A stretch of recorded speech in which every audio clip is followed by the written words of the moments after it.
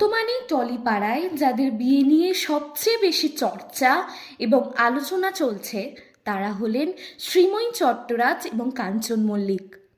ইতিমধ্যেই social media জুড়ে তাদের আইনি বিবাহ নিয়ে একের পর এক কাটাছেঁড়া চলছে। সকলেই জানি গত 14ই ফেব্রুয়ারি তাদের আইনি বিয়ে সম্পন্ন হয়েছে এবং আগামী 6 মার্চ তারা সামাজিক মতে বিয়ে করছেন। আর সেই বিয়ের আগেই আজ অভিনেত্রী শ্রীময়ী চট্টরাজ এবং কাঞ্চন মল্লিক তাদের আইবুড়ো ভাত খাওয়ার ছবি শেয়ার করলেন সামাজিক মাধ্যমে।